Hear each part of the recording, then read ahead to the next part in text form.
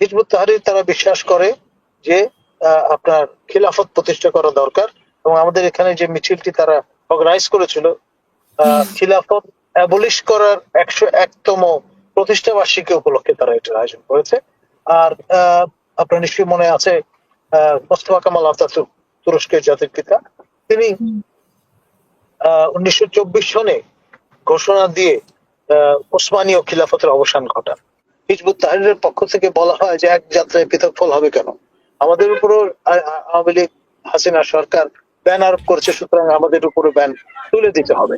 এবং এটা নিয়ে প্রচার প্রচারণা করতে গিয়ে তাদের মিডিয়া সেলের যিনি সমন্বয়ক তাকে আটক করে সিটিটিসি, যারা এই জঙ্গিবাদ ইত্যাদি এই বিষয়গুলো নিয়ে স্পেশালাইজড স্বরাষ্ট্র মন্ত্রণালয়ের পুলিশের ইউনিট সারা শহরে আপনার যে এই দেয়াল গাত্রে পোস্টার লেপন করার যে সংস্কৃতিটা, এই ব্যাপারে যদি আপনার প্রতিযোগিতা হয় তাহলে প্রথম স্থান তারা অধিকার করবে, এতে কোনো সন্দেহ নেই। দেখুন, হিজবুত তাহরীরের উৎপত্তি জেরুজালেম, যেটি এখন ইসরায়েলের অধিকারে আছে। আর আপনার এই অঞ্চল থেকে এই মুভমেন্টটি এক্সপোর্টেড হয়েছে ইউনাইটেড কিংডমে, এবং ইউনাইটেড কিংডম বা যুক্তরাজ্য থেকে এটা এক্সপোর্টেড হয়েছে টু বাংলাদেশ। মিডিয়াম হিসেবে প্রথমে কাজ করেছে একটি আইএনজিও, এবং তার কান্ট্রি র্যাপ নিজেই এদের একজন অ্যাক্টিভিস্ট ছিলেন, এবং তার সহযোগিতায় এখানে একটা নেটওয়ার্ক গড়ে তোলে। আবার এর পাশাপাশি আমাদেরই সহকর্মী ঢাকা বিশ্ববিদ্যালয়ের কৃতি ছাত্র ছিলেন, এবং আপনার তিনি আওয়ামী লীগ সমর্থিত যে নীল দল, সেই দলের মনোনীত প্রার্থী হিসেবে সিন্ডিকেট মেম্বারও নির্বাচিত হয়েছিলেন প্রফেসর মাওলা। তিনি ইংল্যান্ডে পড়তে গিয়ে এদের সংস্পর্শে এসে বর্ন এগেইন হয়ে যান। আর এর পাশাপাশি আমাদের যে flagship institution IBA, institute of business administration, তার শিক্ষক মহিউদ্দিন, তিনিও এদের এই ইডিওলজিতে অবগাহন। এই দুইজন নন, এবং তাদের আপনার কারান্তরালেও থাকতে পেরেছে, এবং তাদের মাধ্যমে আমাদের বিশ্ববিদ্যালয় থেকে শুরু করে প্রাইভেট অন্যান্য ইউনিভার্সিটি গুলোতে ক্রমে এরা পরিব্যাপ্ত হয় তাদের নেটওয়ার্ক। এবং এই যে আমাদের জুলাই অগাস্ট বিপ্লবের সময় তারা সক্রিয় হয়ে ওঠেন, তাদের সেলগুলো কাজ করতে থাকে, এবং তারা, যেটা মজার ব্যাপার সেটি হচ্ছে, লোক হয়তো কম কিন্তু মার্কেটিংটা প্রবল। আপনার যেখানেই যাচ্ছেন ব্যানার নিয়ে যাচ্ছেন, যেখানেই যাচ্ছেন তাদের ওই পতাকা নিয়ে যাচ্ছেন, এবং এগুলো করবার ফলে আপনার প্রচারণাটা ব্যাপক হয়েছে, এবং সেটি ডেফিনেটলি দৃষ্টি আকর্ষণ করেছে ওয়েস্টার্ন ওয়ার্ল্ডের। এবং আপনি জানেন যে ইসলামিক স্টেট, আইএস, তারপরে হিজবুত তাহরীর, এই ধরনের যে সংস্থা বা সংগঠনগুলো আছে, এগুলো তো কোনো আপনার ভৌগোলিক বা রাজনৈতিক সীমা মেনে কাজ করে না, অপারেট করে না। যেমন হিজবুত তাহরীর তারা বিশ্বাস করে যে আপনার খিলাফত প্রতিষ্ঠা করা দরকার, এবং আমাদের এখানে যে মিছিলটি তারা অর্গানাইজ করেছিল খিলাফত অ্যাবলিশ করার 101তম প্রতিষ্ঠা বার্ষিকী উপলক্ষে তারা এটার আয়োজন করেছে।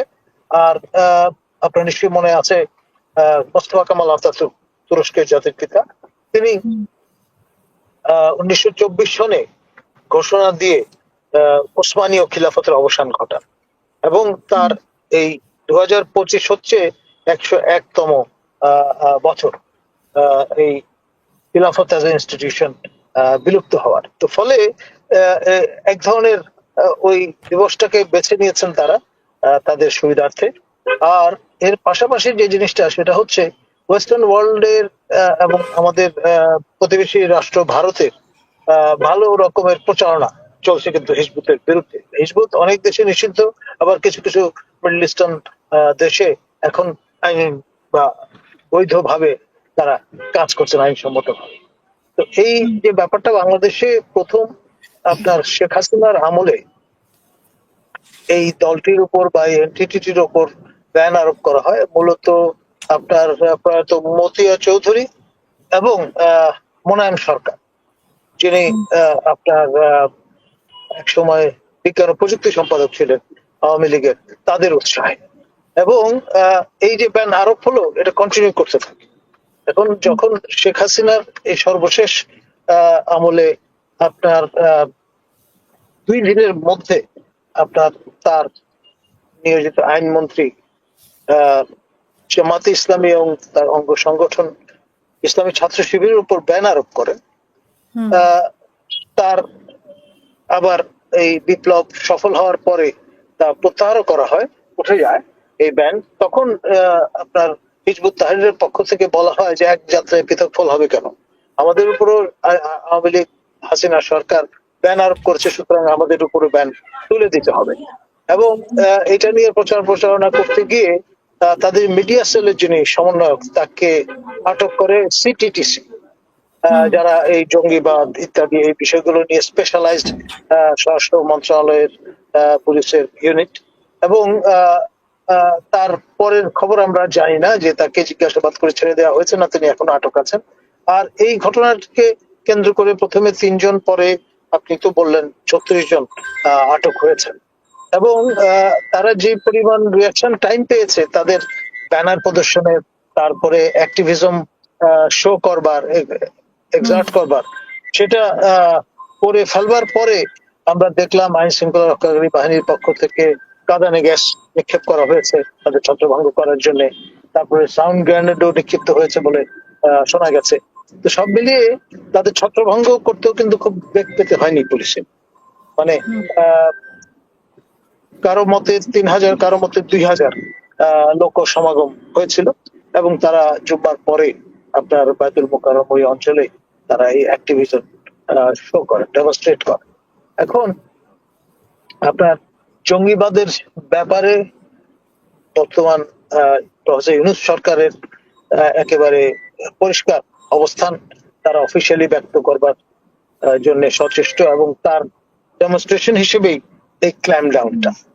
এখন ওই 32 নম্বরে যে জাদুঘর, তা গুড়িয়ে দেবার সময়ও কিন্তু হিজবুতের ব্যানার এবং আপনার তাদের প্রেজেন্স অনেকে লক্ষ্য করেছে।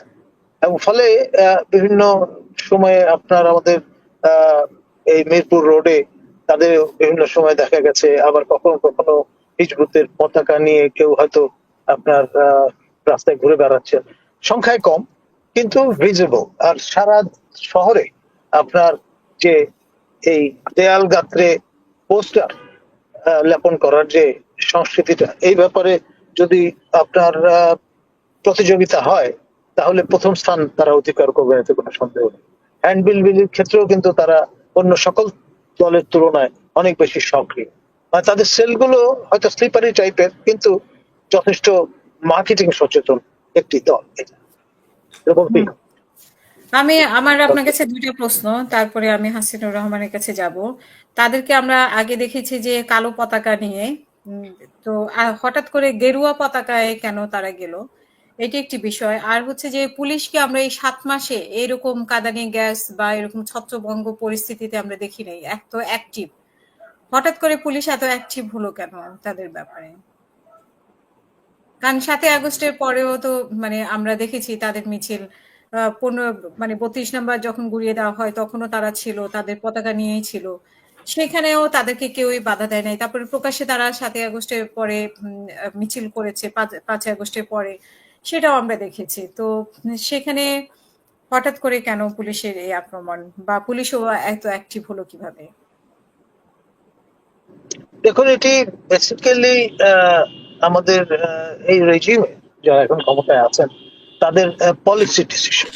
তারা কোন অবস্থায়, আর যাই হোক, জঙ্গি চরিত্রের রেজিম এটি এই তকমা পড়তে চান না, সঙ্গত কারণে। আমাদের প্রফেসর ইউনূসকে তো আমি আমার সেই কৈশোর থেকে চিনি, দেখেছি। উনি কিন্তু, আর যাই হোক, তাকে মৌলবাদী বলার সুযোগ নেই। তিনি আপনার সহজিয়া উদারনৈতিক চিন্তার মানুষ, এবং খুব ফোকাসড একজন মানুষ। বেসিক্যালি নেহায়ত আপনার